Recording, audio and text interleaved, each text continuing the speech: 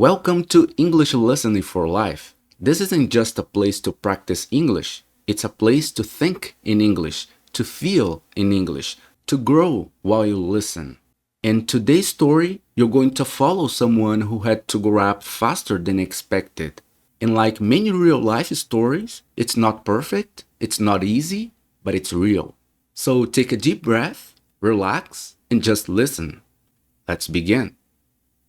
The apartment was quiet. Emily sat at a small kitchen table, a few crumpled bills spread out in front of her. Rent, electricity, groceries. She slowly counted the money again. Then once more. The numbers didn't change. Across the room, the soft light from the hallway spilled into the living room.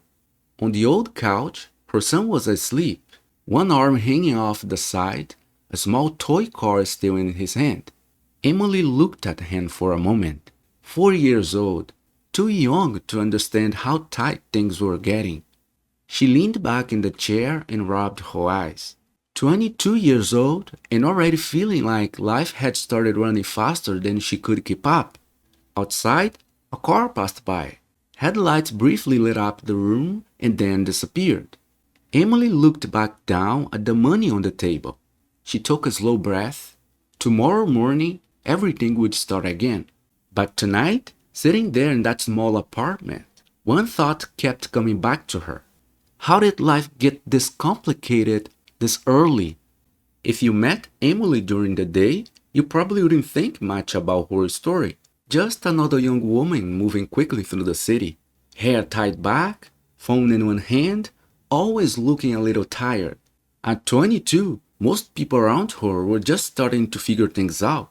Some of her old friends were still in college. Some were traveling. Others were posting pictures online, smiling at parties, talking about plans and dreams. Emily used to watch those pictures sometimes.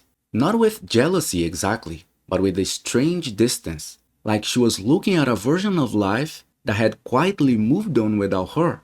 4 years ago, things had looked very different. Back then, she was 19, still living with her mom, working small jobs here and there, going out with friends on weekends. Life wasn't perfect, but it was simple. Then she got pregnant, and almost overnight, everything changed. Friends slowly stopped calling, plans disappeared. The future she had imagined, whatever it was supposed to be, quietly dissolved into something else. Now her days looked very different. Less dreaming, more surviving.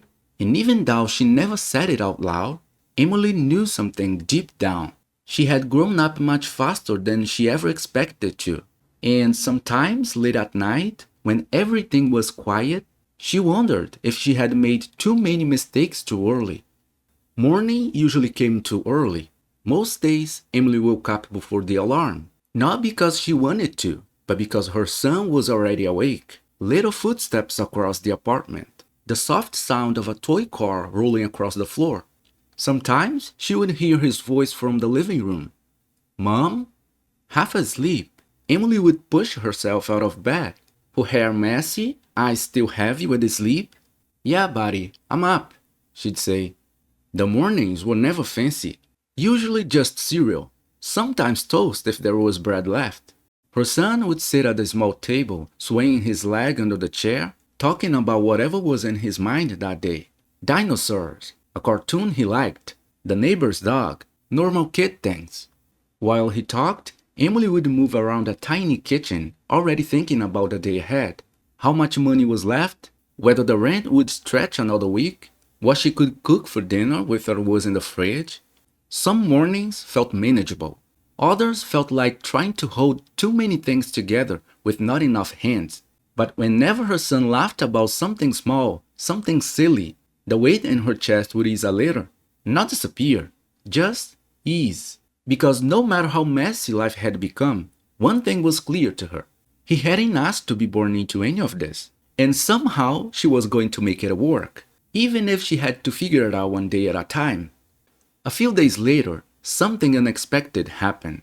Emily was finishing a short shift at the small grocery store where she sometimes worked. Nothing fancy, just a few hours here and there when they needed extra help. Stocking shelves, running the register, bagging groceries, the kind of job that barely covered anything, but still mattered. As she was about to leave, her manager called her over. "Hey, Emily, got a minute?" She turned around, a little surprised. "Yeah, sure." He leaned against the counter and looked at the small paper in his hand. "One of our full-time workers is leaving next month," he said. "We're going to need someone to take the spot." Emily didn't say anything right away. Full-time, the word sat in her mind for a moment. More hours, a steady paycheck, maybe enough to breathe a little. Her manager continued, "You've been doing good work here. If you want it, the job could be yours."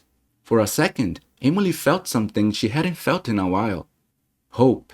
Not the big, dramatic kind, just a small feeling that maybe things could start getting a little better. But almost immediately, another thought pushed its way in. The same problem that followed her everywhere. Her son. Full-time hours meant long shifts, morning until late afternoon. She nodded slowly, trying not to show the storm of thought running through her head. "Can I think about it?" she asked. "Of course," the manager said. "Just let me know by the end of the week." Emily walked out of the store with the evening air hitting her face. For the first time in a long while, life had opened a small door in front of her. But standing right in front of that door was a question she couldn't ignore. If she took the job, who would take care of her son? That evening, Emily picked her son up from the neighbor who sometimes watched them for a few hours. The sky was already turning orange as they walked back to the apartment. Her son held her hand, dragging a small stick along the sidewalk as they walked. "Mom, look," he said, stopping to poke at a crack in the pavement. Emily smiled faintly. "Yeah, I see it." He always noticed little things like that. A bug on the ground, a cloud shaped like an animal, things most adults stopped seeing a long time ago. When they got inside the apartment, Emily helped him take off his shoes and set his toy car on the floor. He immediately started pushing it around the living room, making quiet engine noises. Emily stood in the kitchen for a moment, staring at the sink. Her mind kept circling the same thought. The job, the hours, the money, and the problem that came with it. She started making something simple for dinner, moving slowly around the small kitchen while her son played nearby. After a few minutes, he wandered over and wrapped his arms around her leg. She looked down. "What's up, buddy?" He looked up at her with the calm, curious expression children have when they're trying to understand the world. "Mom," she waited. "Are we okay?" The question was so simple that, for a second, Emily didn't know how to answer. Kids don't ask questions like adults do. They don't hide behind complicated words. They just say exactly what they feel. Emily crouched down in front of him. "Why do you ask that?" she said gently. He shrugged a little. "You look sad sometimes." For a moment, Emily felt something tighten in her chest. She hadn't realized he noticed. She reached down and brushed a small strand of hair away from his forehead. Then she gave him a soft smile. "We're okay," she said. And in that moment, she meant it as much as she possibly could. But later that night, after he had fallen asleep on the couch again, Emily sat at the same small kitchen table, and the same question echoed quietly in her mind. "Are we okay?" That night, Emily sat at the kitchen table again. The apartment was quiet. The same bills were still there. But now the job offer sat in her mind too. Full-time work, a steady paycheck, a chance to breathe. She picked up her phone. There was one person she had been avoiding for years. Her mom. Growing up, her mom had always pushed her to do better. Study, stay focused, choose good friends, build a life you'll be proud of, she would say. At the time, Emily hated hearing it. It felt like pressure. So little by little, she stopped listening. New friends came into her life, different priorities, more nights out, more distance from home. Then the pregnancy happened, and everything her mom had warned her about suddenly felt painfully real. The relationship didn't last long after that. By the time her son was born, Emily was already on her own, 22 years old, raising a child by herself. A young single mother trying to hold life together one day at a time. Since then, calling her mom had never felt simple. Not because Emily didn't care, but because deep down, she felt ashamed. Ashamed that maybe her mom had been right. Emily stared at the phone for a long moment. Then she remembered her son's voice earlier that evening. Mom, are we okay? She pressed the call button. The phone rang twice. Emily? Her mom said, surprised. Hi, Mom. Emily took a breath. I might get a full-time job. That's good news, her mom replied. Emily looked across the room at her son sleeping on the couch, his toy car still in his hand. I'd need someone to watch him during the day. For a moment, the line was silent. Then her mom spoke softly. You know I'd help if you asked. Emily closed her eyes for a second. Sometimes, growing up doesn't mean doing everything alone. Sometimes it means facing the people you were afraid to call. Emily looked at her son again. Life was still messy, still uncertain, still far from easy. But maybe, just maybe, they were going to be okay.